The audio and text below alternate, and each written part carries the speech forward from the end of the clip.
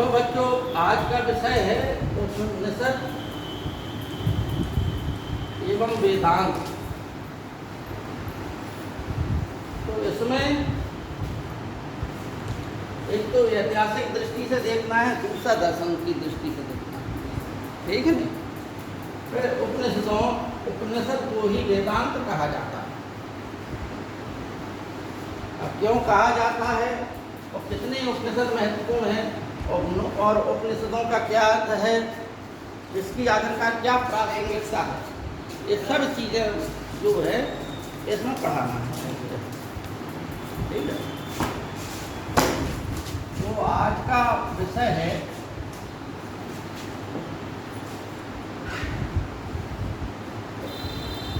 जो आप लोगों के टॉपिक छूट गए हैं, समझिए बात को, जो टॉपिक छूट गए हैं कल आप बता दें कि सर हमें ये पढ़ना इतिहास में। हालांकि हमें मालूम है कि आपके कौन से टॉपिक छूट गए हैं, वो टॉपिक ही हम आप लोगों को मतलब जो है कि वहाँ से डायरेक्टर साहब डिसाइड करते हैं, उन्होंने बता दिया कि ये टॉपिक छूट गए हैं, तो वही टॉपिक आप लोगों को पढ़ाए जाते हैं यहाँ। समझ आ रही बात?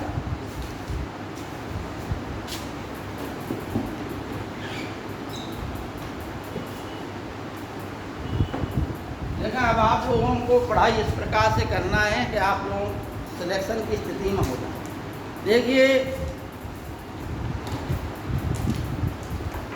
आपको तथ्यात्मक और व्याख्यात्मक दोनों प्रकार की शिक्षा का देने का पूरा प्रयास किया है। इसके पश्चात भी आप लोगों से ये कहा कि जहाँ भी जो भी समस्या हो आप लोग डिस्कशन कर सकते हैं, ठीक है नहीं।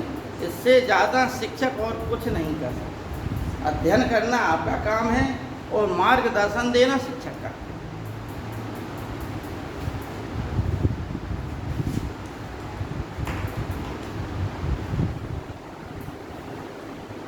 आज बेटा 27 तारीख है। हाँ हाँ हाँ, वहाँ भी आप वीडियो लगा लीजिए, जो लड़के अगर पढ़ना चाहें आप तो बता दीजिए। हाँ आप वीडियो अपना वीडियो बनाइए, वीडियो के साथ हाँ होगा जी।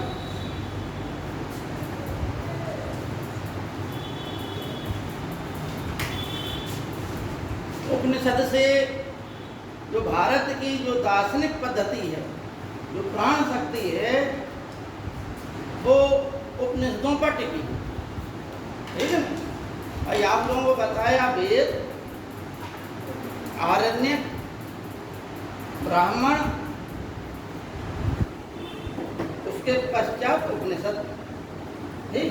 यानी वेदों का के जो है अध्ययन के लिए वेदों के जो भाग हैं वो क्या क्या है, वेद के पश्चात ब्राह्मण, ब्राह्मण के पश्चात आरण्यक और आरण्यक के पश्चात उपनिषद, ठीक है ना। तो आज का विषय है उपनिषद। लेकिन आप लोग ये समझिए कि 4 वेद हैं, 4 वेदों के 4 उपवेद हैं, ठीक है ना। और इन चारों वेदों के 4 जो है पुरोहित होते हैं।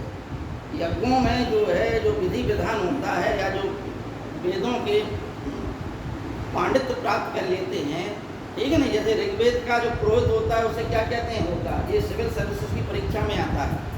होता, उद्गाता, अधर्यु और ब्रह्म, ठीक है ना। आप लोग लिखना चाहें तो लिख लीजिए। 4 वेद हैं, ऋग्वेद, सामवेद। हालांकि इनके बारे में बताया जा चुका है आप लोगों को कई बार, लेकिन है नहीं। और फिर भी अगर मान लो पुरोहित छूट गए हों तो आप लोग लिख लीजिएगा, और ये आता है परीक्षा में।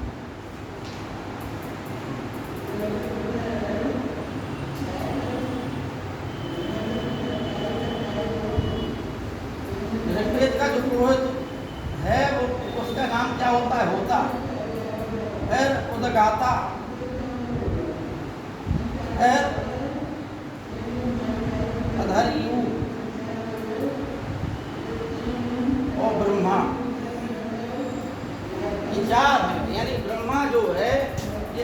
काम कहते हैं। ब्रह्मा इन अब इसके साथ साथ इन सब पर जो है निरीक्षण रखता है। समझ में आ गई बात? यज्ञों में जो विधि है। अब देखिए, क्योंकि आज का मुख्य विषय है उपनिषद, तो अब उपनिषद पे आ जाए, क्योंकि वेदों का अंतिम भाग उपनिषद है। ठीक है ना?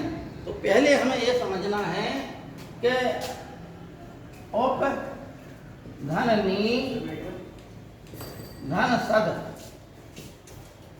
अरे भाई, आप लोग नए नए प्रकट हो रहे, क्या बात? सर परसों दिन आए थे सैटरडे को। हाँ, तो 3-4 दिन से क्लास वो हो जाएगा, फिर 11 से रजिस्ट्रेशन करा लेंगे। नया रजिस्ट्रेशन करवाया है? नहीं, अभी 11 से करवाएंगे, अभी तो आज नहीं रजिस्ट्रेशन। अच्छा, करवाएंगे अभी सर टेबल क्लास है। अच्छा, नए रजिस्ट्रेशन अब शायद फिर प्रारंभ हो गए, है ना? अब ये बैच आप लोगों का, हमारे ख्याल से वही सरकार की नीति है, ये बैच आप लोगों का 8 महीने का कोर्स हो गया, तो अब जो नए लोग हैं उनके लिए होगा ये। ठीक है ना? बैठिए, आप लोग आनंद लीजिए टॉपिक का। ठीक है ना?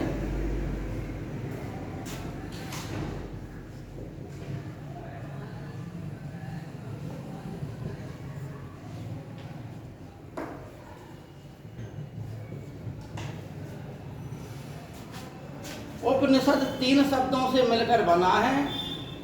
उप धन नी धन सद। उप का मतलब समीप, नी माने निष्ठा पूर्वक या श्रद्धा पूर्वक, और सद माने बैठना, यानी शिष्य का गुरु के समीप निष्ठा या श्रद्धा पूर्वक बैठना। काय के लिए बैठना? आध्यात्मिक ज्ञान प्राप्त करने है। ठीक है ना? उपनिषद में आध्यात्मिक ज्ञान की चर्चा की है। ठीक, समझना बात को। अब आप एक सोचेंगे कि ये आध्यात्मिक ज्ञान क्या है? आध्यात्मिक ज्ञान का मतलब जो अध्यात्म से संबंधित है, तो वो आध्यात्मिक ज्ञान है। आध्यात्मिक ज्ञान की विषय वस्तु है ब्रह्म विचार,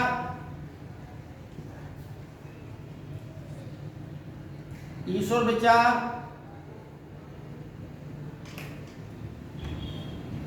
जगत विचार, माया विचार और मोक्ष विचार।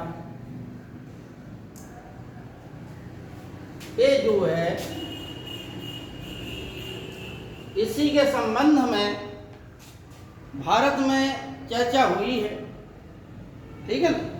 और इसे हम जो है रहस्यात्मक ज्ञान कहते हैं, इसे हम आध्यात्मिक ज्ञान कहते हैं। ठीक है ना? अब चूंकि आपको बताया कि शिष्य का गुरु के निकट बैठकर, श्रद्धा पूर्वक बैठकर रहस्यात्मक आध्यात्मिक ज्ञान पर चर्चा करना।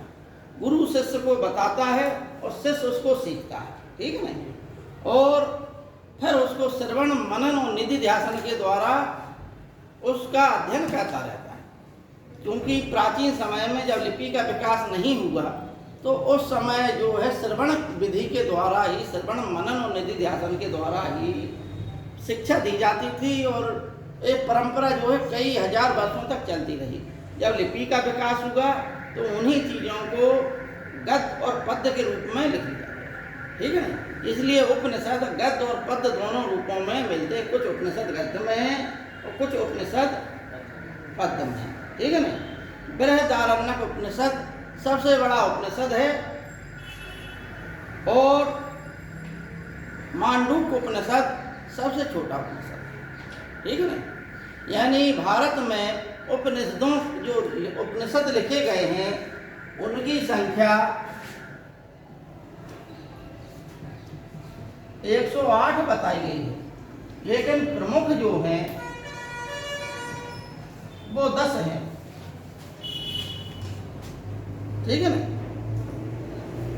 उपनिषदों की संख्या 108 बताई गई है, लेकिन प्रमुख जो हैं वो 10 हैं। 10 कौन कौन से हैं? ईश, केन, कठ, मुंडक, मांडूक,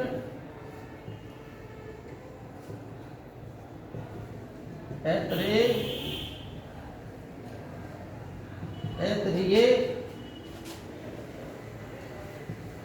बृहदारण्यक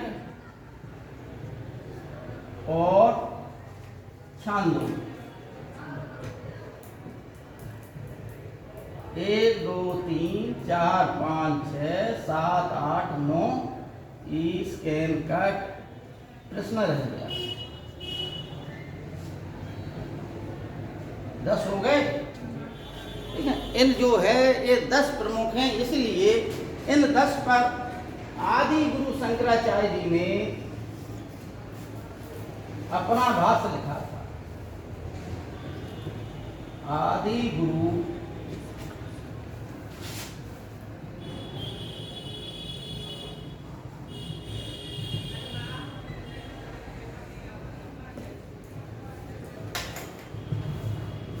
तो इसलिए ये जो है 10 प्रमुख हैं। ठीक है ना।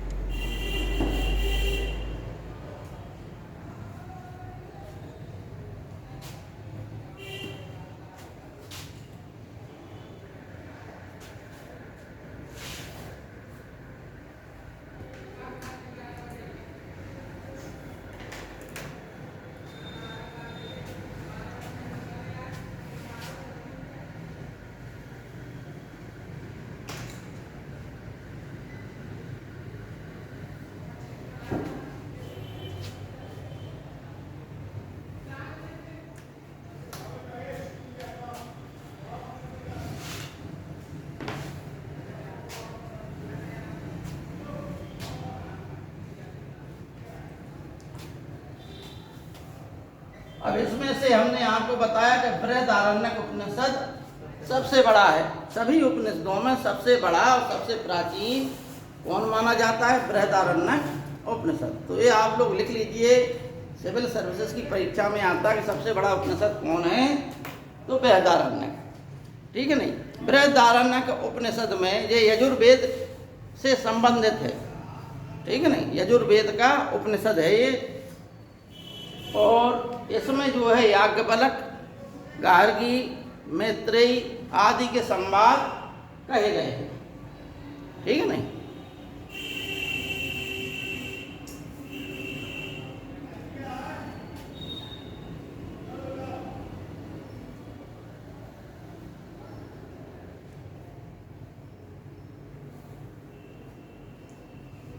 इसमें आपको लिखना है कि जनक के दरबार में जनक याज्ञवल्क्य संवाद, याज्ञवल्क्य गार्गी संवाद, ये सब आपको लिख लीजिए। बृहदारण्यक उपनिषद में काय का उल्लेख है? याज्ञवल्क्य गार्गी संवाद,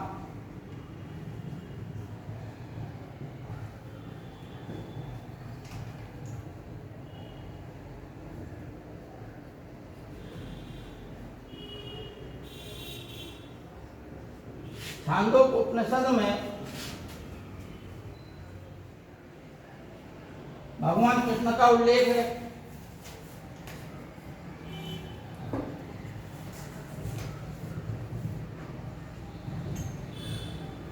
छांदोग्य उपनिषद जो सामवेद से संबंधित है, छांदोग्य उपनिषद,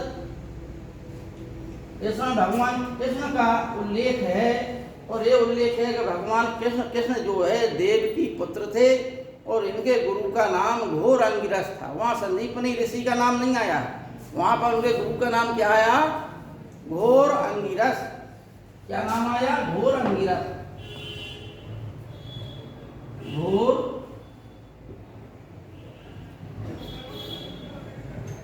ठीक है ना। यानी शास्त्रों में, उपनिषदों में कृष्ण भगवान का उल्लेख किस रूप में आया है? देव की पुत्र कृष्ण, घोर अंगिरस शिष्य, ये इनके गुरु थे कृष्ण के। और विष्णु कबीले के थे ये।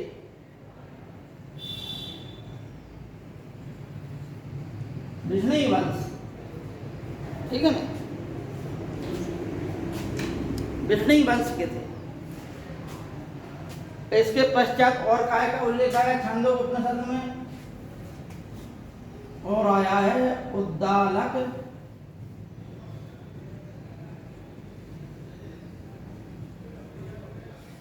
आरुणी और उनके पुत्र श्वेत केतु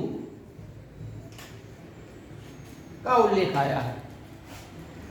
ठीक, अभी हम ये चर्चा करेंगे कि इस संबंध क्या उल्लेख आया है, क्या चर्चा हुई। पहले आप लोग तथ्यात्मक रूप से, क्योंकि सिविल सर्विसेज की परीक्षा में सिर्फ सीधी सी बात है कि ब्रह्म ज्ञान की चर्चा हुई है, ब्रह्म ज्ञान ही उनकी विषय वस्तु थी, ठीक है नहीं। इसलिए तथ्य क्या बनता है, तथ्य ये बनता है कि उद्दालक आरुण और उनके पुत्र श्वेत केतु का वार्तालाप किस उपनिषद में है, तो छांदोग्य उपनिषद में। भगवान कृष्ण का उल्लेख, देवकी पुत्र कृष्ण का उल्लेख किस उपनिषद में किया गया है, छांदोग्य उपनिषद में। भगवान कृष्ण को घोर अंगिरस का शिष्य बताया गया है, किस उपनिषद में है, छांदोग्य उपनिषद, ठीक है ना। इसी प्रकार से उद्दालक आरुणी जो कि कुरु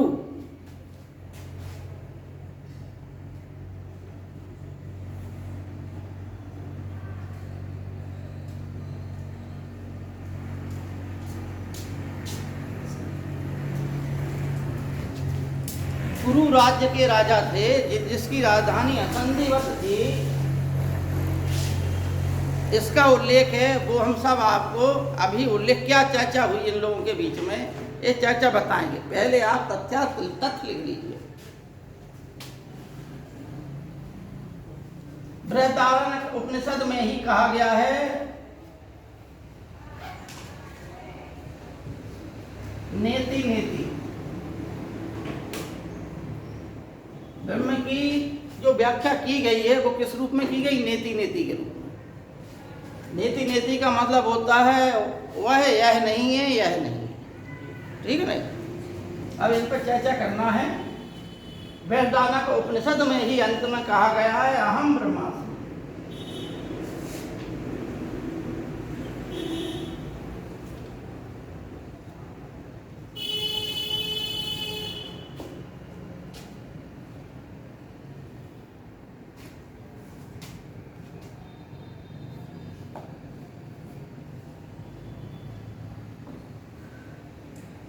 मुंडक उपनिषद में सत्यमेव जयते,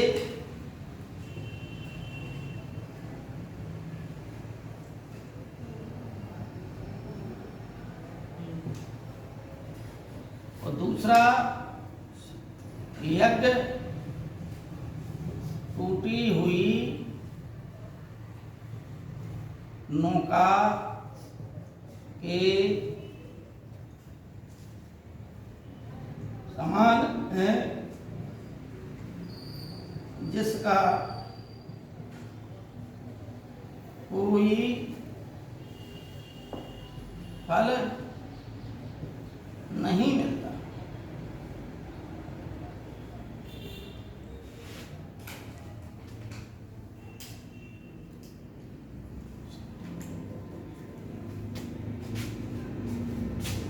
कठ उपनिषद में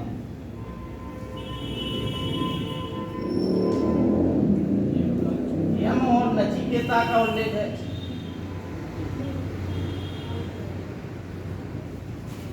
यम और नचिकेता का उल्लेख है, ठीक है नहीं। प्रश्न उपनिषद में ऋषि पिप्पलाद और 6 ऋषि हैं, शौनकादि ऋषि। उनके बीच जो है पिप्पलाद ऋषि से अन्य शौनकादि ऋषि प्रश्न कहते हैं, तो प्रश्न और उत्तर वाली शैली में इस उपनिषद का उल्लेख किया गया है। इसलिए इसमें पिप्पलाद ऋषि और शौनकादि ऋषियों का उल्लेख है।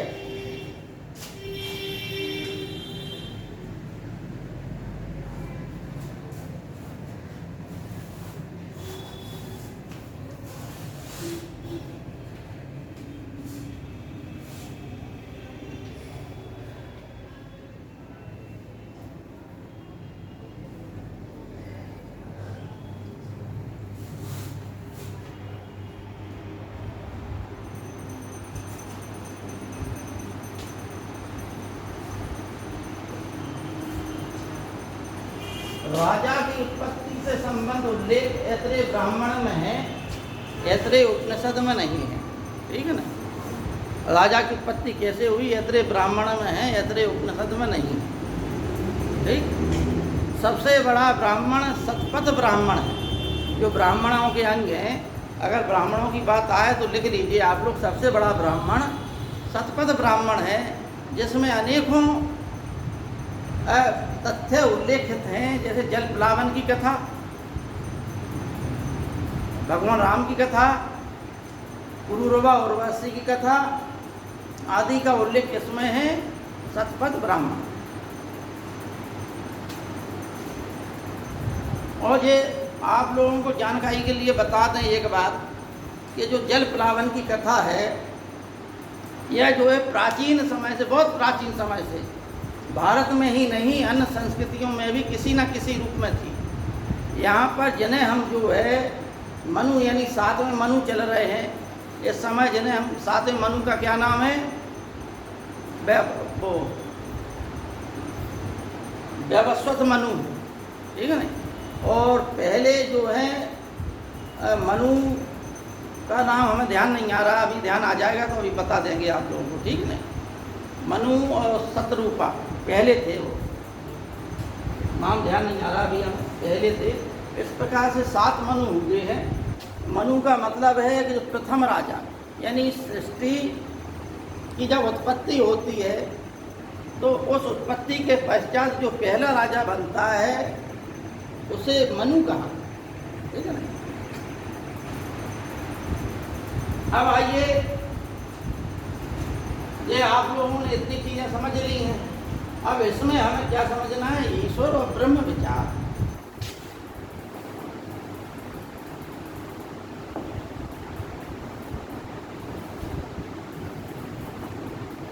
अब जो है इनकी विषय वस्तु पर चर्चा करना है, लेकिन पहले आप लोगों को ये बता दें कि इसमें क्या है। अच्छा, इसी में बृहदारण्यक उपनिषद में ही कहा गया है, अस्तो माँ सदगमय। इसके पश्चात आप लोग जानते ही हैं, सब जगह आप लोगों ने पढ़ा है नहीं, बचपन से ही बच्चों को सिखा दिया जाता है। अस्तो माँ सदगमय, तमसो माँ ज्योतिर्गमय, और मृत्योर्गमा अमृतम गमय। ठीक है ना। ये पूरा वाक्य है जो कि किसने कहा है, याज्ञवल्क्य ऋषि ने कहा। ठीक। गार्गी संवाद भी है, और मैत्रेयी और कात्यायनी, 2 याज्ञवल्क्य ऋषि की पत्नियां थीं, जिनका उल्लेख मिलता है। यानी वो याज्ञवल्क्य ऋषि अपनी पत्नियों से भी शास्त्रार्थ किया करते थे। इस बात का चर्चा भी बृहदारण्यक उपनिषद में भी। ठीक है नहीं। अब पहले हम इन चीज़ों पर चर्चा करते हैं, फिर इस पर चर्चा करेंगे। ठीक है नहीं।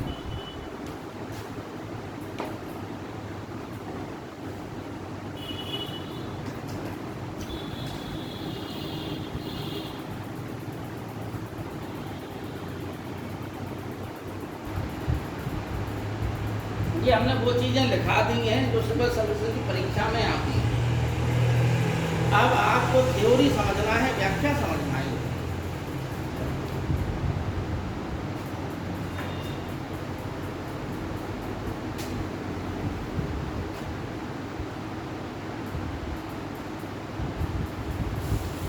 सबसे पहले यहाँ से देखें कि मुंडक उपनिषद अथर्ववेद का उपनिषद है। मुंडक मांडुक्य जो है काय के अथर्ववेद के उपनिषद हैं, और सबसे अंत में लिखा गया है। सबसे बड़ा अगर उपनिषद है तो सबसे बड़ा वेद है तो कौन सा वेद है, अथर्ववेद। ठीक है ना। इसी में कहा गया है सत्यमेव जयते नान्यतम। ठीक है ना। यानी सत्य की ही जीत होती है, असत्य की जीत नहीं। ठीक। और यही वाक्य जो है अशोक ने जब अपने स्तंभ लेख लिखवाए, ठीक है ना, जब अशोक ने कलिंग युद्ध के पश्चात देख लिया कि नरसंहार और हिंसा में कुछ नहीं रखा है, सुख और समृद्धि करना ही राजा का प्रथम कर्तव्य है, प्रमुख कर्तव्य है।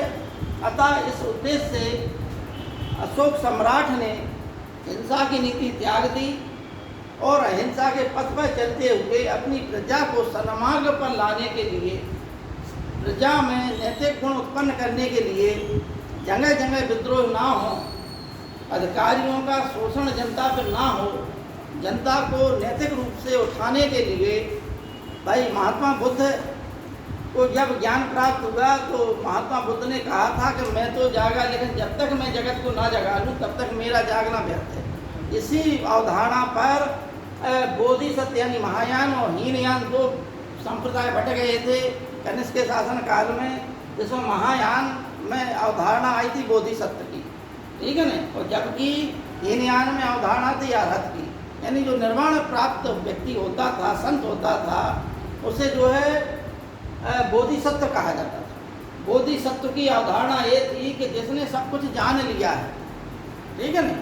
आपको एक चीज़ दिमाग में बिठा लेना है कि क्या भगवान कृष्ण ने जो उपदेश दिया हो गीता में, या महात्मा बुद्ध ने उपदेश दिया हो, जितने भी उपदेश दिए हों, चाहे महावीर स्वामी ने दिए हों, या जितना भी संसार में जितनी भी वैचारिक स्थिति उत्पन्न हुई है भारत में, संसार की बात छोड़िए, भारत में जो उत्पन्न हुई है उसका सार कहीं ना कहीं से उपनिषदों में मिलता है।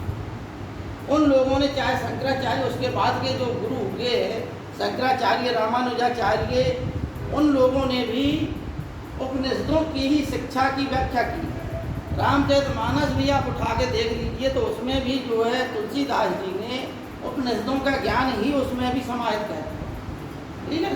अतः बिना उपनिषद ज्ञान के भारत में किसी भी दार्शनिक परिचर्चा को पूर्ण नहीं किया जा सकता। जिसने भी जो कुछ बोला है, जो भी ज्ञान के उच्च शिखर पर पहुंचा है, बिना उपनिषदीय ज्ञान के वो नहीं पहुंचा। भारत में बहुत बहुत बड़े बड़े दार्शनिक हुए, महात्मा गांधी, अरविंद घोष, विवेकानंद, रविंद्रनाथ टैगोर और बाल गंगाधर तिलक, इन लोगों को उपनिषदों, वेदांत का बहुत बड़ा ज्ञाता माना जाता है और इन पर जो है चलते हुए इस ज्ञान को प्राप्त करने के पश्चात इस पथ पर वो इसी ज्ञान के पथ पर चले, ठीक है ना। तो इस प्रकार से 6वीं शताब्दी ईसा पूर्व में जब जो है वैदिक कर्मकांड ज़्यादा जो है यज्ञ कर्मकांड ज़्यादा प्रभावी हो गए, तो उपनिषदों में एक चीज़ और बता दें आपको कि उपनिषदों में जो है ज़्यादा उस प्रकार की व्याख्या नहीं की गई कर्मकांड की, ठीक है ना, बल्कि कर्मकांड का विरोध किया गया। इसलिए मुंडक उपनिषद में कहा गया है जब ज़्यादा कर्मकांड प्रभावी हो गए, समाज टूटने लगा, 2 वर्ग बड़े हो गए, 2 वर्ग नीचे हो गए और तमाम जातियां से उत्पन्न होने लगी, छुआछूत की भावना उत्पन्न हुई। इसके पश्चात इन्हीं उपनिषदों में लिख दिया गया कि यज्ञ जो है टूटी हुई नौका के समान है, यानी यज्ञ में जो फल दिया जा रहा है, जो कर्मकांड किया जा रहा है, उसका कोई फल मिलने वाला नहीं। अतः इसलिए यज्ञ कर्मकांड की जगह पे आध्यात्मिक ज्ञान की ओर बढ़ा जाए, क्योंकि ज्ञान ही मुक्ति का एक मार्ग। आपको बता दें भगवान कृष्ण ने मुक्ति के 3 मार्ग बताए गीता में। कौन कौन? ज्ञान मार्ग, कर्म मार्ग और भक्ति मार्ग। लेकिन उपनिषद जो है मुक्ति के लिए, मोक्ष के लिए सिर्फ ज्ञान मार्ग का ही उपदेश दे, ठीक है ना। तो इस प्रकार से मुंडक उपनिषद में यज्ञ कर्मकांड की निंदा करते हुए और इसी चीज़ को महात्मा बुद्ध, महावीर स्वामी ने हाईलाइट करते हुए अपने अपने संघों की स्थापना करी, जबकि उपनिषदों में इन बातों की चर्चा बहुत पहले हो गई थी कि यज्ञ टूटी हुई नौकाओं के समान है जिसका कोई फल नहीं मिलता। लेकिन यह ज्ञान जो है कुछ लोगों तक ही सीमित रहा। जनता तक ये ज्ञान जो है अगर पहुंच जाता तो समाज जो है, आज जो समाज में जो और धर्म फैले हैं वो धर्म ना फैलते, ठीक है नहीं। इसी प्रकार से बृहदारण्यक उपनिषद सभी उपनिषदों में सबसे बड़ा है। इसमें पूर्णतः जो है ब्रह्म की चर्चा की गई है और वो चर्चा जो है याज्ञवल्क्य ऋषि जो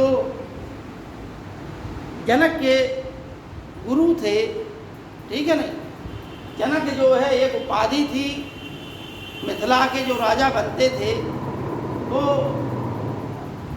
उनकी उपाधि जो भी राजा, क्योंकि गणतंत्रात्मक विधि थी, वहाँ पर गणतंत्रों में से ही एक व्यक्ति को राजा बना दिया जाता था और उस समय राजा उसको बनाया जाता था जो वास्तव में वेदांत का ज्ञाता, मतलब जो शास्त्रार्थ में पारंगत हो, जिसे ब्रह्म विद्या आती हो, जिसे आध्यात्म विद्या आती हो, उस प्रकार से उस समय उसी को राजा बनाया जाता।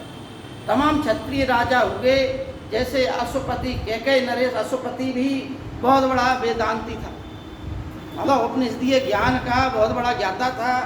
कि गुरु राजा जो है उद्दालक आवनी, उसके पास पंचाग्नि और वैश्वानर अग्नि का ज्ञान प्राप्त करने के लिए गए थे, ठीक है नहीं।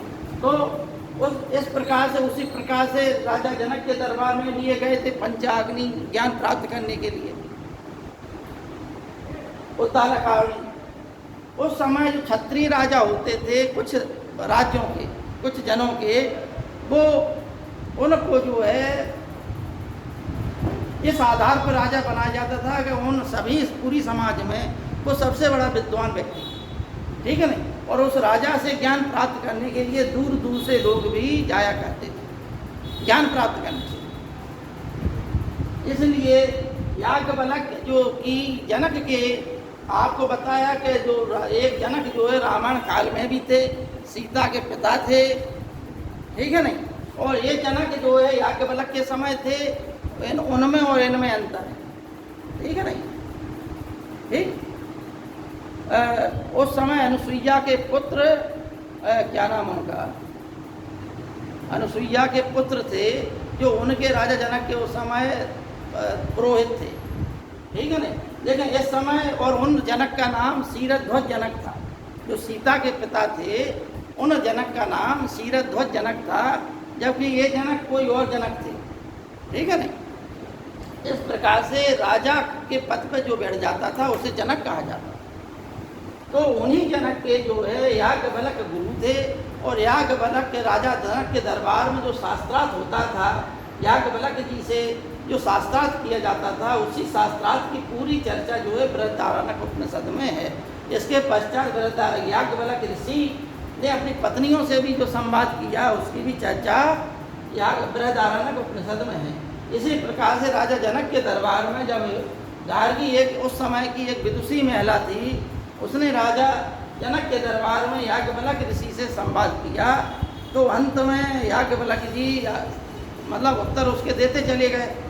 अंत में प्रश्नों की श्रृंखला उसने इतनी लगा दी कि अंत में वो खींच गए याज्ञवल्क्य जी, और कहा कि यदि गार्गी तुमने ज़्यादा प्रश्न पूछे तो हम तुम्हारा सिर फोड़ देंगे, ठीक है ना।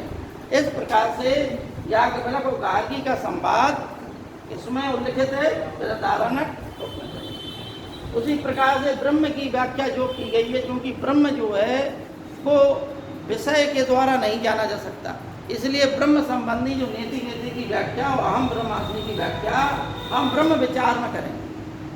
अस्तो माँ सदगमय, तमसो माँ ज्योतिर्गमय, इसकी भी व्याख्या जो है ब्रह्म विचार में की जाए। ये हमने सब बताई दिया है। उद्दालक आवनी और श्वेत केतु का संवाद ब्रह्म विचार में किया जाएगा। यम और नचिकेता की जो है कठ उपनिषद में उल्लेख है। कठ उपनिषद यानी कि आपको कहानी बता दें इसी कठोपनिषद की, कि जो यम के जो नचिकेता जो लड़का था, एक छोटा लड़का था, अब बालक जो है उसकी जिज्ञासु होता है बालपन, ठीक है ना। बालपन क्या होता है, जिज्ञासु होता है। अतः नचिकेता ने देखा कि उसके पिता ने एक यज्ञ किया, और यज्ञ में ब्राह्मणों को जो गायें दान दी, वो गायें जो है मरियल थी, मतलब कुछ मरने वाली थी, उनमें यौवन नहीं था। अतः राजा ने वो छांट कर गायों को, उस समय गाय ही वैदिक काल में अर्थव्यवस्था की प्रमुख आधारशिला थी, और राजा ने जो है गाय के पीछे लड़ाइयाँ होती थी, गाय के से ही अनेकों शब्दों का सृजन होगा। इस प्रकार से राजा ने जो मरने वाली गायें थी, जो कम दूध देने वाली गायें थी, उन गायों को छांट कर वो दान कर दिया।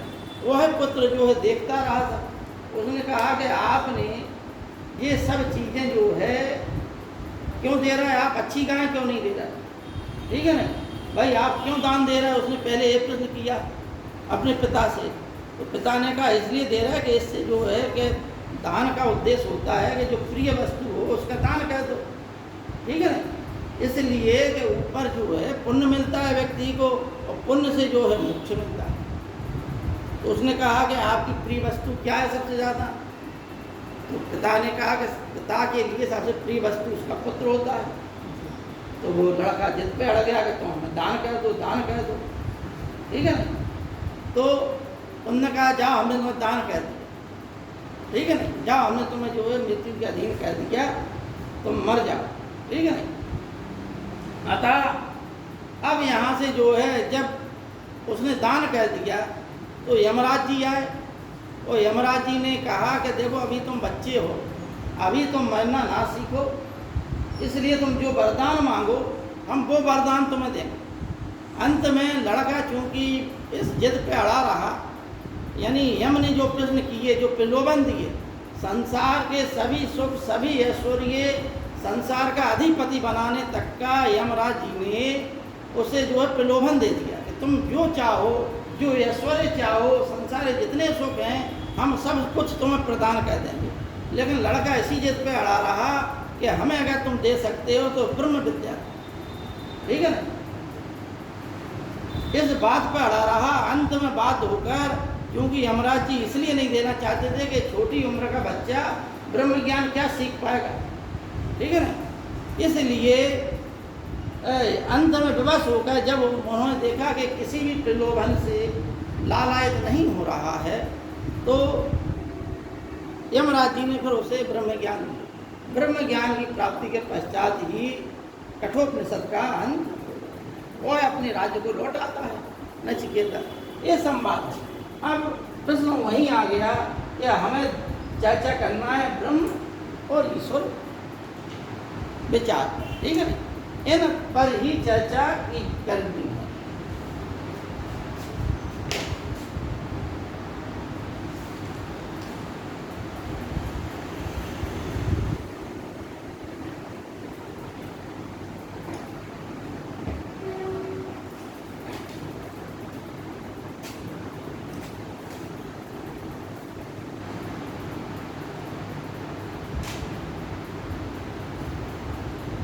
ब्रह्म शब्द जो है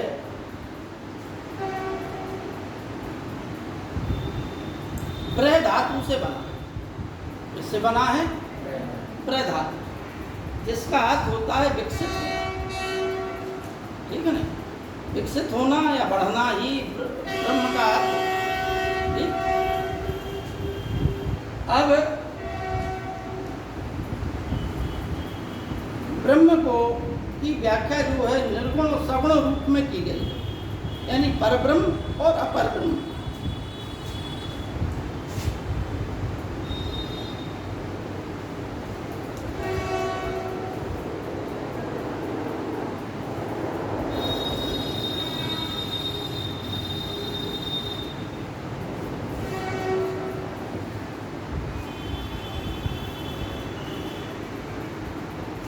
ब्रह्म शब्द का अर्थ है विकसित होना।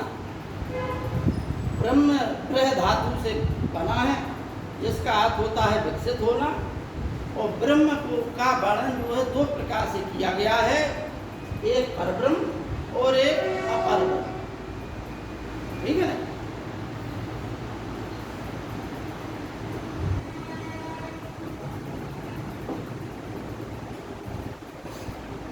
परब्रह्म क्या है और अपर ब्रह्म क्या है?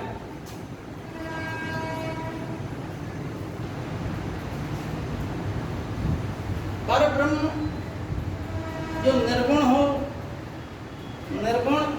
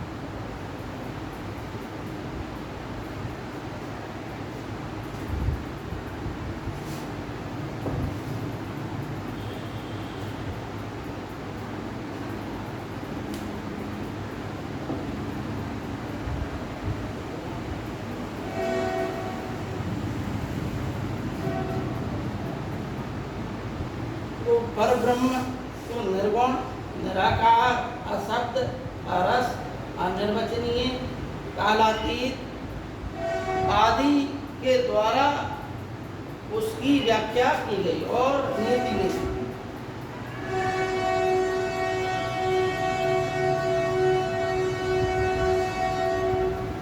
के द्वारा उसकी व्याख्या की गई। और अपर ब्रह्म, मायोभित ब्रह्म यानी माया सहित ब्रह्म को ही हम अपर ब्रह्म कहते हैं। इसी को हम ईश्वर कहते हैं, इसी को हम आत्मा कहते हैं। ठीक है। भारत में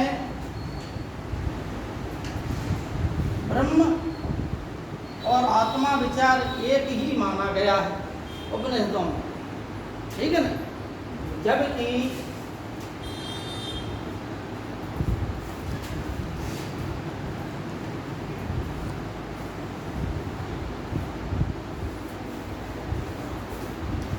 अब ये है क्या ब्रह्म विचार, इसकी हमें समझना है। उपनिषदों में कहा गया है कि वह जो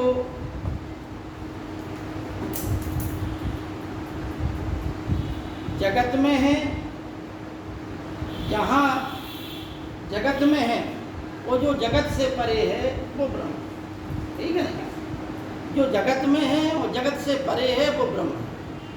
दूसरी बात, ब्रह्म की अनेकों प्रकार से व्याख्या की गई है, वो हम समझाने की कोशिश करेंगे आप लोगों को कि जो जगत में है और जो जगत से परे है, ठीक है ना। यानी ब्रह्म क्या है, ब्रह्म से जो है सृष्टि की उत्पत्ति होती है, ब्रह्म में ही सृष्टि का पालन होता है और ब्रह्म में ही सृष्टि का अंत होता है। ये सब जो तीनों घटनाएं हैं ये किस में हो जाती है, तीनों घटनाएं ब्रह्म में हो जाती है, ठीक है ना। इस प्रकार से ब्रह्म जगत में भी है और जगत के बाहर है। क्योंकि जब ब्रह्म क्या है, पहले ये समझ लें कि जो निर्गुण है, जो निराकार है, जिसकी हम व्याख्या नहीं कर सकते हैं, उसे हम ब्रह्म कहते हैं। और जिसको हम ईश्वर के रूप में जानते हैं, जो हमारी पूजा पाठ का विषय है, जो हमारी भक्ति का विषय है, जिसे जो आराधना का विषय है, उसे हम ईश्वर कहते हैं। और वह ईश्वर की पूजा जब हम कहते हैं तो वह उसी ईश्वर को हम क्या बोलते हैं, पर ब्रह्म, ठीक है नहीं। ब्रह्म की व्याख्या हम ना तो गुणों से कर सकते हैं, ना हम शब्दों से कर सकते हैं, ना किसी हम उसे रूपों में बांध सकते हैं, ठीक है ना किसी शब्दों के द्वारा उसका वर्णन कर सकते हैं। यानी वो वर्णन से परे है, इसलिए वो अनिर्वचनीय है, उसकी किसी रूप में व्याख्या नहीं की जा सकती। इसलिए हम ये कह सकते हैं कि वह यह नहीं है, वह यह नहीं है, वह यह नहीं है। इसी को हम क्या कहते हैं, नीति नहीं, ठीक है ना। ब्रह्म क्या नहीं है ये हम बता सकते हैं, लेकिन ब्रह्म क्या है इस चीज़ की व्याख्या कोई नहीं कर, ना ही कुरान में, ना ही बाइबल में ब्रह्म की व्याख्या, ईश्वर की व्याख्या नहीं की, सख्त मनाही है। क्योंकि ब्रह्म जो है ज्ञान और ये दोनों की सीमाओं से परे है।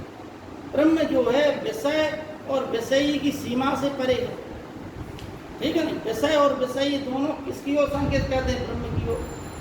ज्ञान और ये किसकी ओर संकेत करते हैं, इस ब्रह्म की ओर। लेकिन इन सब चीज़ों से वह परे, ब्रह्म को ना तो हम जो है काल के अंदर समेट सकते हैं कि इस काल खंड में ब्रह्म था। ब्रह्म जो है काल की सीमा से भी परे, ब्रह्म जो है दिशाओं से भी उसे बांधा नहीं जा सकता कि पूरब दिशा या पश्चिम दिशा, उत्तर दिशा या दक्षिण दिशा, इस प्रकार 10 दिशाएं बताई गई हैं। उन 10 दिशाओं में भी ब्रह्म को हम नहीं बांध सकते, ठीक है ना।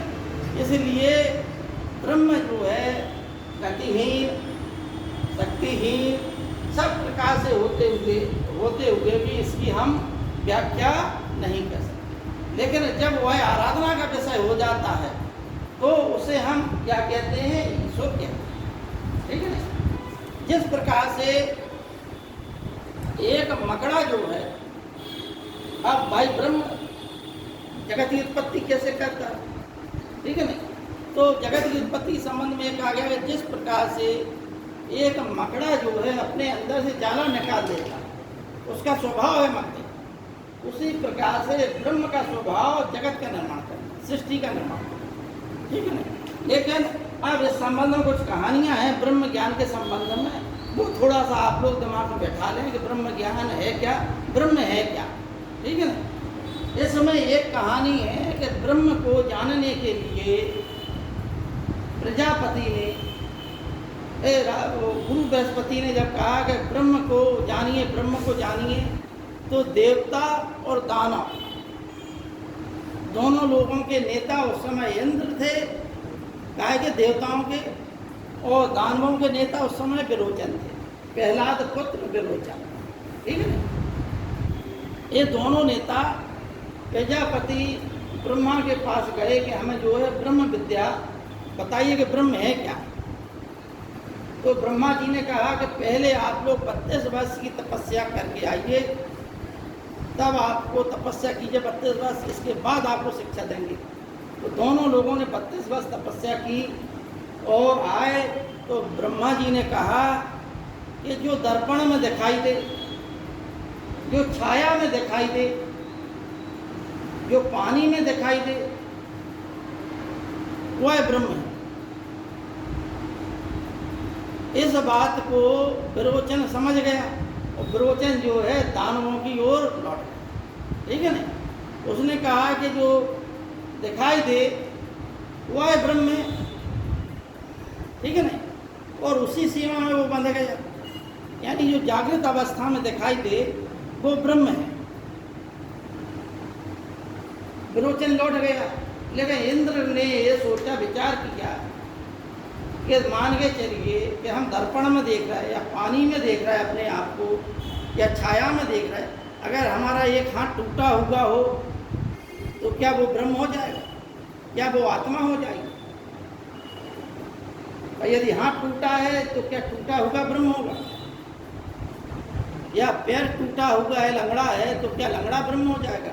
ब्रह्म तो इन सब सीमाओं से परे है, यानी यह तो ब्रह्म की जो है निरूपण गलत है। तो वो प्रजापति के पास गया इंद्र ने पूछा कि तर्क दिए ये वाले, प्रजापति बोले कि जाओ 32 वर्ष की तपस्या करके आओ। 32 वर्ष की तपस्या करने के पश्चात इंद्र पुनः आया तो कहा कि अब जो है पितामह आप हमें उपदेश दें कि ब्रह्म है क्या। तो पितामह ने कहा कि सुषुप्ति पुरुष सुषुप्त अवस्था में जो देखे वह ब्रह्म है।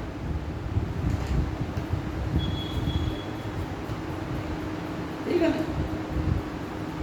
सुषुप्त का मतलब है कि स्वप्नवत पुरुष, स्वप्नवत है, ठीक है ना, स्वप्नवत है पहला ये बात। स्वप्नवत पुरुष स्वप्न अवस्था में जो देखे वह ब्रह्म है। तो इंद्र ने फिर विचार किया कि स्वप्न में हम जो है अपने आप को लंगड़ा, अंधा, लूला तो नहीं देखते, कोई नहीं देखता, लेकिन स्वप्न में व्यक्ति गुस्से में भी होता है, स्वप्न में व्यक्ति जो है भय से पीड़ित भी होता है, ठीक है, कभी कभी सांप आ जाता है, कुछ डरावने सपने आ जाते हैं। तो क्या आत्मा का ये विचार है, आत्मा क्या डरती है किसी से, आत्मा क्या व्याकुल होती है। स्वप्न में हम सुख की और दुख की अनुभूति कहते हैं, तो क्या आत्मा सुख और दुख से पीड़ित है। जबकि उपनिषदों में ये कहा गया है कि आत्मा सुख और दुख से परे है। ब्रह्म वह है, आत्मा वह है जो सत हो, जो चित हो और जो आनंद हो, यानी जिसकी सत का मतलब है जिसकी सत्ता तीनों कालों में बाधित रहे। हर व्यक्ति, हर चीज़ जो है अस्थायी है, स्थिर नहीं है। ब्रह्म ही एक, ब्रह्म की ही सत्ता स्थिर है, इसलिए वह सत्य है, सत्य है। अब चित्त का मतलब जो हमेशा आनंदमय, चित्तमय हो, जो चैतन्य हो, यानी ब्रह्म को इतना चैतन्य है ब्रह्म के, उसे हर घड़ी हर पल प्रत्येक घटना की, प्रत्येक मनुष्य की जानकारी प्राप्त हो रही है। लेकिन क्या हम लोग मनुष्य जो है जानता है। देखिए चेतना की 5 अवस्थाएं बताई गई हैं। पहले आप लोग ये समझ लीजिए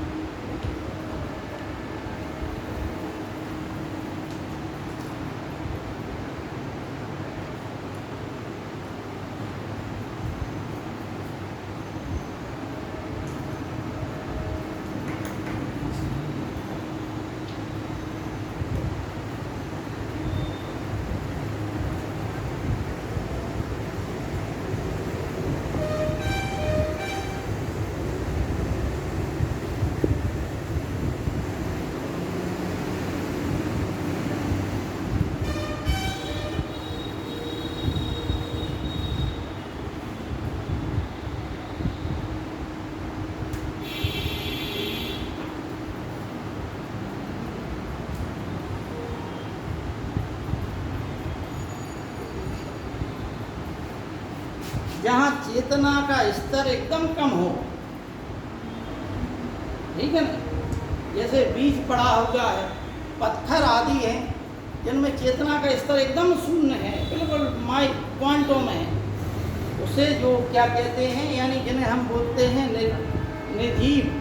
निर्जीवों में भी हल्की सी चेतना होती है अणु रूप में, उसी को हम क्या बोलते हैं, अन्नमय कोश, ठीक है ना। अन्नमय कोश, पौधों में चेतना का स्तर पत्थरों आदि की अपेक्षा कुछ ज़्यादा होता है, वो श्वसन करते हैं, वो पोषण करते हैं अपना, ठीक है ना। इसलिए उनमें जो चेतना का स्तर है उस स्तर को क्या बोलते हैं हम, प्राणमय कोश।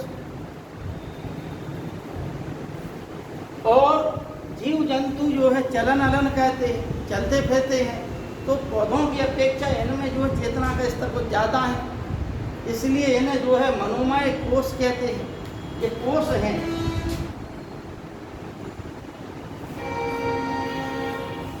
चेतना के स्तर पर जो है 5 कोश बताए गए हैं।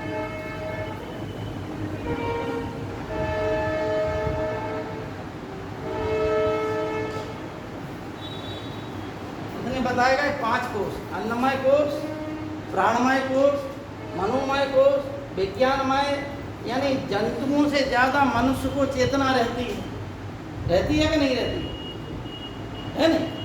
भाई मनुष्य में मन भी होता है, मनुष्य में बुद्धि भी होती है, ठीक।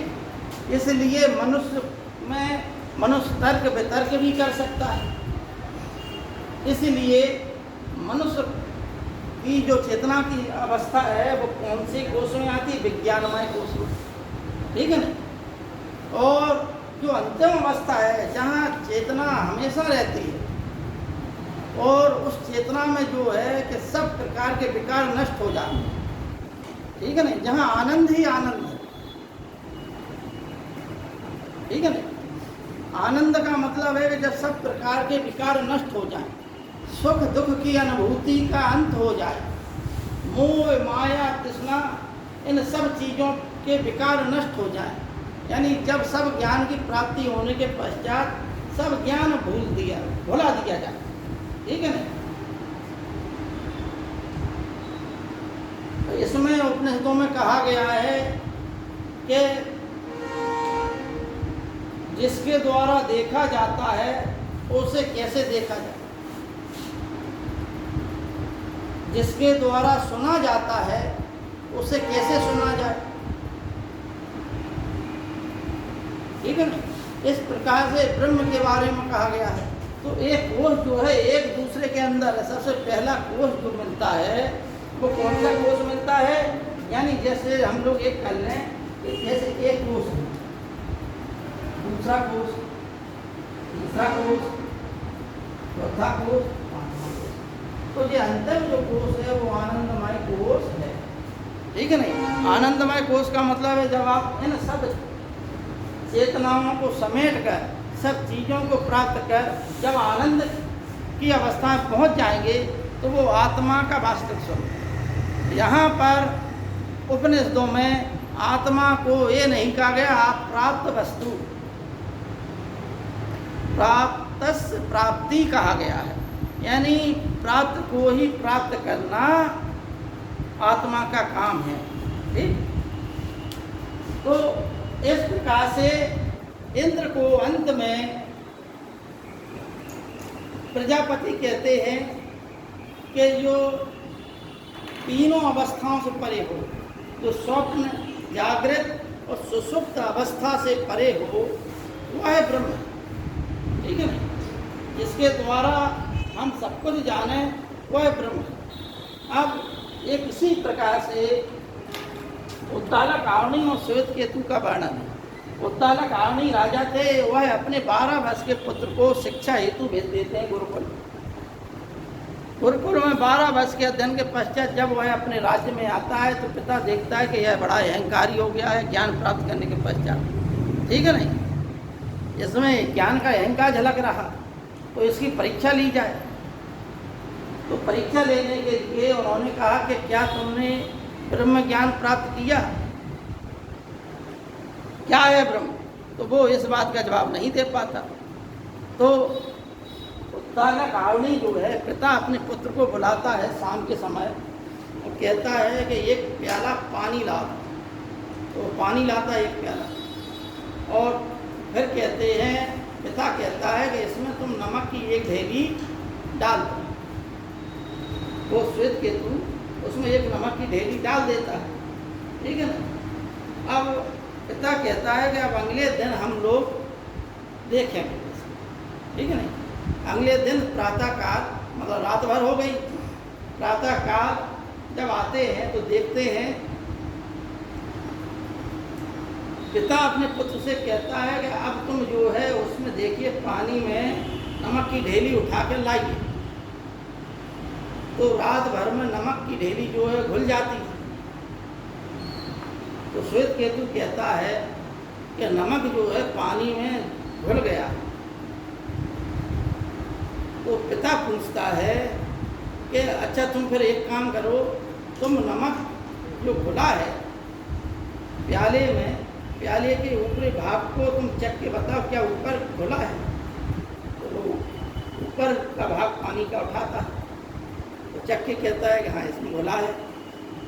फिर पिता कहता है कि तुम मध्य का भाग से टेस्ट करो, मध्य का पानी लो, प्याले का मध्य का पानी लेता है तो कहता है कि यहाँ भी घुला है। तो पिता कहता है कि अंतिम भाग लो तुम, नीचे का एकदम तली का, तल का पानी लो, तल का भी पानी लेता है तो वहाँ भी वो कहता है कि भाई ये तो यहाँ नीचे भी घुला है। तो पिता कहता है कि जो नमक है वह जो है पूर्ण रूप से घुल गया, ठीक है ना। अब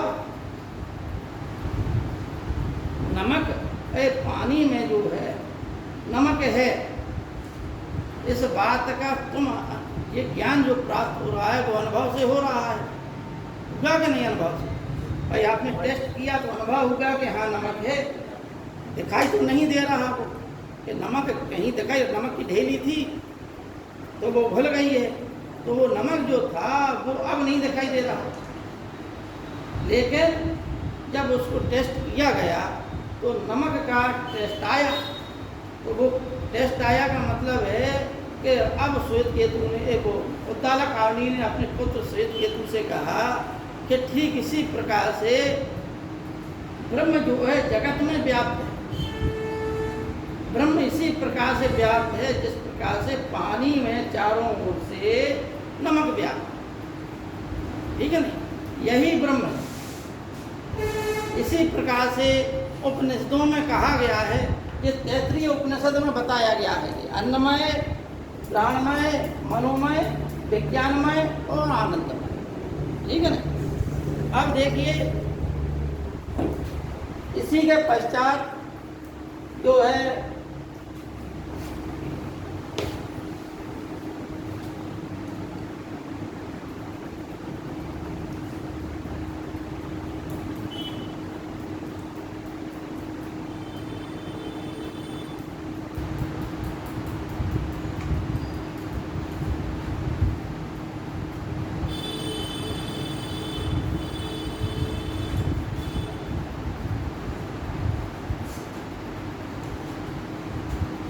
इतना के स्तर पर ब्रह्म को जान लिया, ठीक है ना। उत्तालक आवनी की कहानी से जान लिया। एक और उदाहरण मिलता है कि जिस प्रकार से नदियां हैं, हम कहते हैं नदियों का जल, नदियों का जल, ये जल और वो जल, ठीक है ना। लेकिन जब वो महासागर में समाहित हो जाती हैं तो वहाँ पर फिर नदियों का जल दिखाई देता है, वहाँ पर जल ही जल रहता है। जब उसी प्रकार से जिसे हम जीव कह रहे हैं, जिसे हम आत्मा कह रहे हैं, वह वास्तव में ब्रह्म ही है, ठीक है ना। वह सब क्या है? ब्रह्म है, ठीक। अब ब्रह्म और आत्मा एक ही चीज बताई गई हमारे वेदांत में। वेदांत का मतलब है वेदों का अंतिम भाग। वेदों का अंतिम भाग उपनिषद है, इसलिए उपनिषदों को वेदांत कहा गया, ठीक। यहाँ पर ये बताया गया कि प्रत्येक शरीर में जो है जीव है, प्रत्येक शरीर में जो है आत्मा, ठीक है ना। जीव जो है सुख और दुख की अनुभूति करता है, आत्मा सुख और दुख की अनुभूति से परे है। जिस प्रकार से एक अग्नि की ज्वाला से उत्पन्न होने वाली चिंगारियाँ अग्नि का ही रूप होती हैं। अग्नि से चिंगारी उत्पन्न हो रही है, एक आप अग्नि से अलग हटा लीजिए चिंगारी को, तो वो चिंगारी और अग्नि में क्या विभेद है? उसी प्रकार से ब्रह्म और आत्मा में किसी प्रकार का भेद नहीं, ठीक है ना। जिस प्रकार से सोने से आभूषण बना दिए जाते हैं, तो सोना और सोने के आभूषण में क्या कोई भेद है? आकार दे दिया गया। उसी प्रकार से जीव और आत्मा में विशेष भेद नहीं है। जब जो है शरीर, मन, बुद्धि, अहंकार, इंद्रियां, 5 इंद्रियां, 5 ज्ञानेंद्रियां, 5 कर्मेंद्रियां, 5 तन्मात्राएं, बुद्धि, अहंकार आदि सब संचित हो जाते हैं, तो संचित हो गए तो वो शरीर का निर्माण होता है, ठीक है ना। इसलिए जिसे हम जीव कहते हैं और जिसे आत्मा बराबर ब्रह्म, और जीव किसे कहते हैं?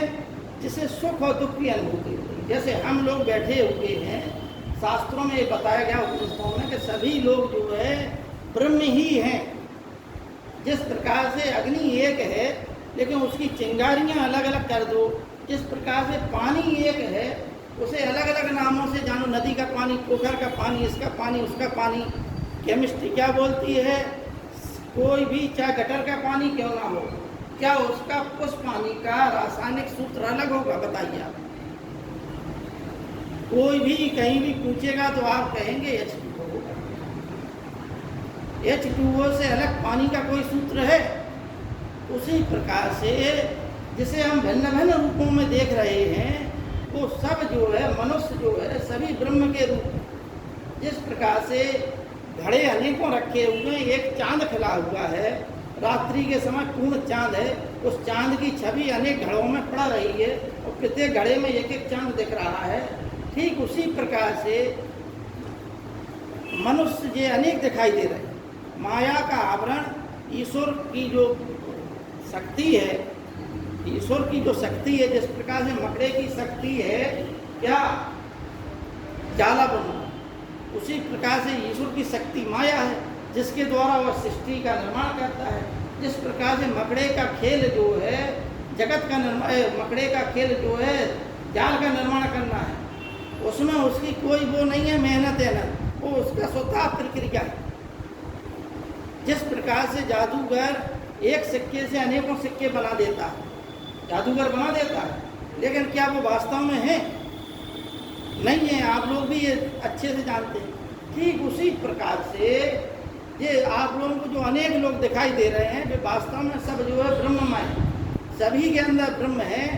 सब लोग जब रो रहे हैं, यानी एक पिता जब अपने पुत्र के उन्नति में अपनी उन्नति समझने लगता है, जब पिता की जब पुत्र की अवनति में अपनी अवनति समझने लगता है, जब कुछ जो है अच्छी चीज़ मिल जाए तो व्यक्ति को हर्ष होने लगता है, खुशी होने लगती है। जब मतलब प्रिय चीज़ का जब मिलन हो जाए तो व्यक्ति को खुशी होती है, और अप्रिय चीज़ का मिलन हो जाए तो दुख होता है। ठीक उसी प्रकार से जो सब चीज़ें जुड़ी हुई हैं, ये अनुभूतियाँ किसको हो रही? जीव को हो रही। अगर आपको इन सब चीज़ों का, जीव को जब ज्ञान हो जाता है, ब्रह्म का ज्ञान हो जाता है कि जो सब ये लीला है, ये ब्रह्म की लीला है, ब्रह्म ज्ञान ही शाश्वत ज्ञान है, ये सब जो है चीज़ें एक लीला का अंग है, ईश्वर की लीला का अंग है, तो वह भी फिर आनंद की स्थिति में पहुंच जाता है। आनंद उस अवस्था को कहते हैं जब हर प्रकार की व्यक्ति की इच्छाएं, कामनाएं, तृष्णाएं, लोभ, लालच, मद, मत्सर आदि सब का अंत हो जाता है। उस अवस्था में जब आप जो है एक सी समाधि लगा लेते हैं, सिर्फ आनंद के सिवाय शरीर में कुछ नहीं रह जाता, ठीक है ना। उसी को जो है पूर्णत्व की स्थिति कहते हैं। उसी को बौद्ध दर्शन में निर्वाण कहा गया है, उसी को जो है कैवल्य कहा गया जैन में, और हिंदू धर्म में उसी को वेदांत वो मोक्ष कहा, ठीक है ना। इसी प्रकार से अब हम ये सब बातें आपको एक संग बताते जा रहे हैं कि मुंडक उपनिषद में कहा गया है कि जीव और आत्मा क्या है। हमने बताया कि आत्मा और ब्रह्म एक है, तो क्या अंतर है? तो इसमें 2-3 है, मुंडक उपनिषद 2-3 दृष्टांत दिए गए हैं, वो हम आप लोगों को बता देते हैं, जिससे आपको समझ में आ जाए कि रियल कहानी क्या है। एक राजकुमार का पालन पोषण, राजकुमार का जन्म जो है एक राजा के यहाँ होता है, इसलिए वो राजकुमार है, ठीक है ना। लेकिन बचपन में ही उस राजा के ऊपर जो है विदेशी शत्रुओं ने आक्रमण कर दिया, लड़का वो बिछड़ जाता है। लड़के का पालन पोषण गड़रिया लोग करते, ठीक है ना। लड़के का पालन पोषण था वो राजकुमार, लेकिन उसका पालन पोषण कौन कर रहा है? गड़रिया। अब वो भूल गया क्योंकि वो परिवार से बिछड़ गया, ठीक। अब वो लड़का जो है भेड़ बकरियां चराते हुए युवा हो जाता। एक दिन राजा का कोई सेनापति उस लड़के को देख लेता, जिसके गले में वो राजसी लॉकेट पड़ा हुआ था, जिसे ताबीज़ कहते हैं, ठीक है ना, जो कि राजकुमार के गले में पड़ा हुआ था। तो वो समझ जाता है कि ये वही लड़का है। कुछ चिन्ह और थे उसके जो राजकुमार के थे, तो वो समझ जाता है कि जी हाँ वाह, ये नाक नक्शा ये राजा से मिलता जुलता है, ये तो राजकुमार है। तो वो कहता है कि भाई तुम राजकुमार हो, तुम ये काय चरा रहे हो? भेड़ बकरियाँ। तुम राजा के लड़के हो, तुम गड़रिया नहीं हो। जब वह ये जान जाता है कि हम राजकुमार हैं, तो वह गड़रियापन का जो कृत्य था वो छोड़ देता, यानी वो अपने स्वरूप को पा लेता। जो राजा था वो स्वरूप को पा लेता, ठीक है ना। उसी प्रकार से एक जो है शेरनी, कुछ शेर उसका पीछा कर रहे थे, वो गर्भवती थी, तो उसका बच्चा जो है गिर जाता और वो शेरनी भाग जाती है। उस बच्चे का पालन पोषण भेड़ों का झुंड करता है, भेड़, ठीक है ना। वो जो है जिस प्रकार से भेड़ें चलती हैं, उसी प्रकार से वो शेर का बच्चा भी चलने लगता है, उन्हीं के साथ घुल मिल जाता है। वह अपना जो है वास्तविक स्वरूप भूल जाता है, ठीक। वह अपना वास्तविक स्वरूप भूल जाता है कि वो क्या है, शेर है। तो जवान हो जाता है, भेड़ों के साथ में जवान हो जाता है। एक दिन होता क्या कि भेड़ा पानी पी रही थी, वो भी भेड़ों की तरह पानी पी रहा था नदी में। उस तरफ एक शेर आ जाता है नदी के, वो शेर कहता, वो दहाड़ लगाता है, कहता है कि भाई तुम इन भेड़ों के साथ क्या कर रहे हो? शेर कहता, तो वो कहता है कि हम भेड़ हैं, ठीक है ना। वो शेर कहता है कि देखो हमारी छाया देखो इसमें। वो देखता है, अब कहता है तुम अपनी पानी में छाया देखो, ठीक है ना। तो वो शेर का जो बच्चा था, जवान हो गया था, वो अपनी छाया देखता है, कहता है कि तुम्हारा छाया हमारी छाया एक सी तक रही है पानी में। तो कहता है कि तुम और हम एक ही हैं, समझना बात, तुम और हम एक ही हैं। और जिन भेड़ों के साथ चल रहे हो उनको देख लो। तो वो कहता है कि उन जैसा तो नहीं है हम, ठीक, समझना बात, बिल्कुल ब्रह्म ज्ञान बताया गया है, ठीक। बोले तुम जो है भेड़ नहीं हो, तुम शेर हो, ठीक। अब वो जो है शेर नदी के उस तरफ जो है दहाड़ मारता है, तो ये भी दहाड़ मार देता है, ठीक, क्योंकि वो जान जाता है कि वास्तविक स्वरूप हमारा भेड़ का नहीं है। वास्तविक स्वरूप में वो क्या है, वो एक शेर है, वो शेर है, वो अपने स्वरूप को प्राप्त करे। ठीक उसी प्रकार से जीवात्मा जो है, आत्मा जो है, जब माया के या अज्ञान, माया को अज्ञान कहा गया, ठीक है ना, अज्ञान के आवरण से ढकी हुई होती है। ये मेरा है, ये मेरा है, तुम दूसरे हटो यहाँ से, हैं, ये सीट हमारी है, तुम कैसे बैठ गए इस सीट पे, ये मेरा मेरा कहते रहते हो, हैं, ये सब है का अज्ञान का आवरण। अरे भाई जिस सीट पर तुम बैठे हो तुम हट जाओगे, हजारों लोग बैठेंगे उस सीट पर और उसके पहले भी बैठते चले आए।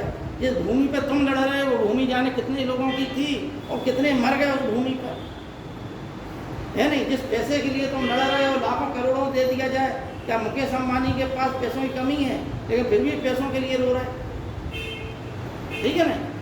तो यही है कि अज्ञान का आवरण इतना ढका हुआ है आत्मा के ऊपर कि वह अपने वास्तविक स्वरूप को भूल जाता है। जिस प्रकार से एक शेर का बच्चा पेड़ों के साथ रहने पर, जिस प्रकार से आत्मा जो है अनेकों जीवों के साथ रहने पर उसे इस जीव जो है सिखा देते हैं कि जे मेरा जे पराया, दूसरे के सुख में जो है दुखी हो, ये सिखाया जाता है।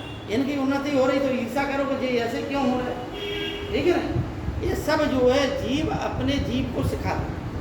हालांकि सब जीव जो है ब्रह्म है और सब जीव ही आत्मा है, लेकिन अविद्या और माया का आवरण इस प्रकार से चढ़ा हुआ है कि वो जो है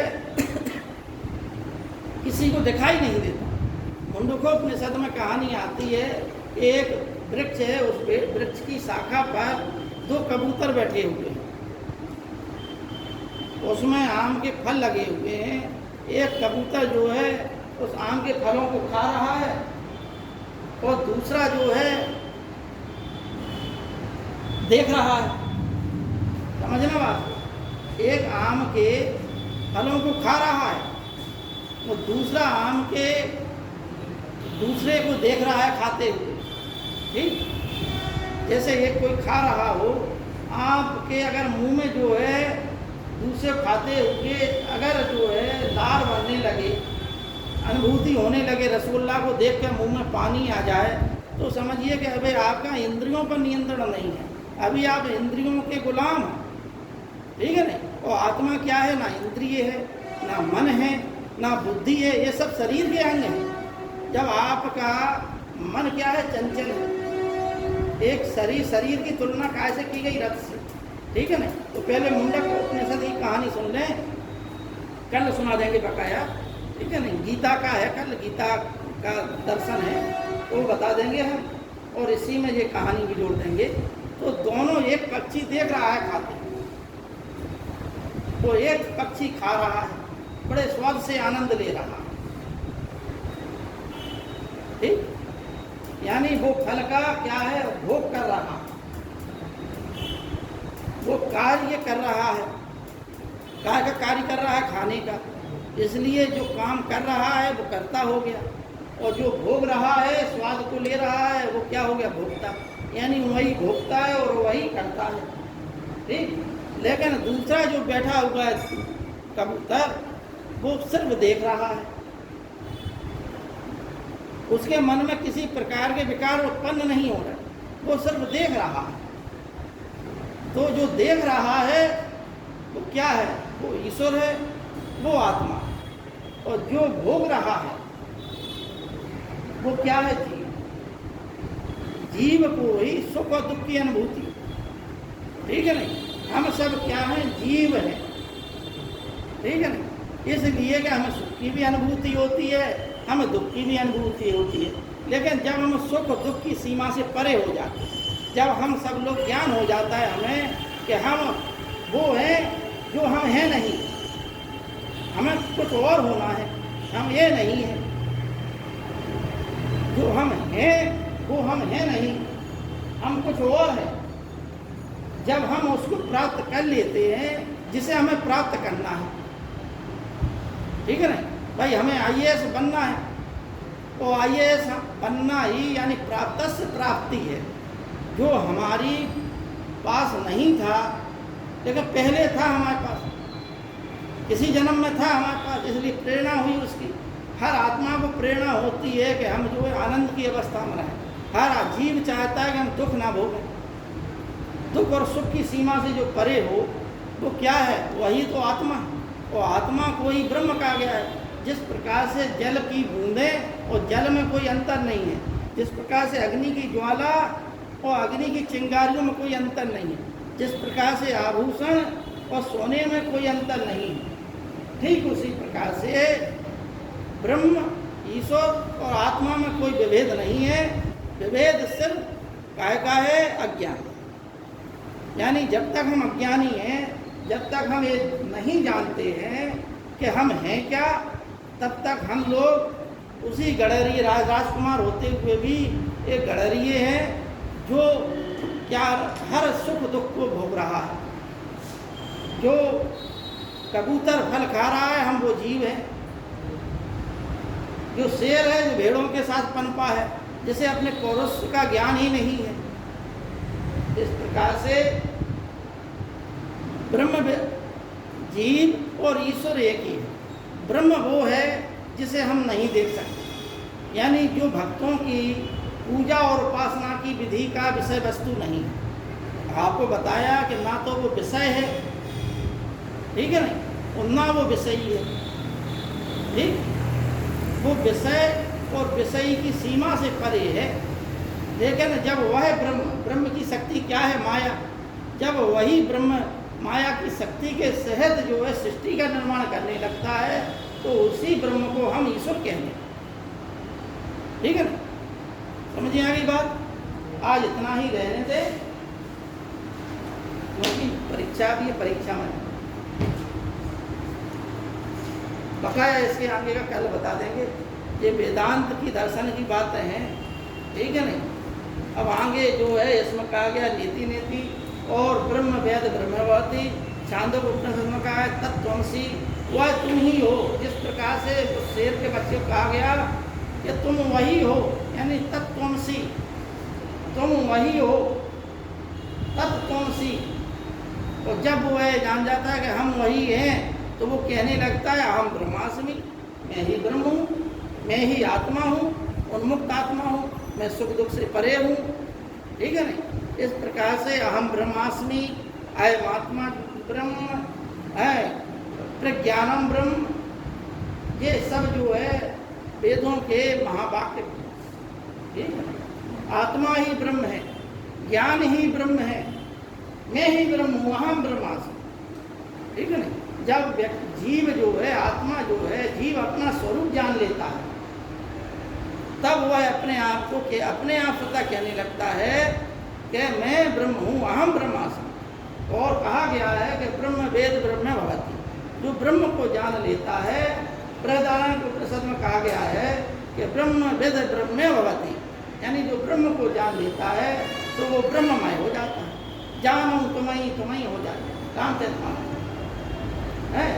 और उसमें भी कहा गया सगुण निर्गुण के रूप में तुलसीदास जी ने कहा है कि सगुण ही अगुण ही नहीं कछु भेदा, गावहि मुनि पुराण बुध वेदा, अगुण अरूप अलग अज जोई, और भगति प्रेम बस सगुण सो। ठीक है? यानी तुलसीदास जी की रामायण में भी वेदांत का वही सार हिंदी में बता दिया गया है जो संस्कृत में और उपनिषदों में संस्कृत में कहा गया। कल जो है गीता का सार बताया जाएगा। इसी समय कुछ चीज़ें जो छूट गई हैं वो भी पढ़ा दी जाएगी।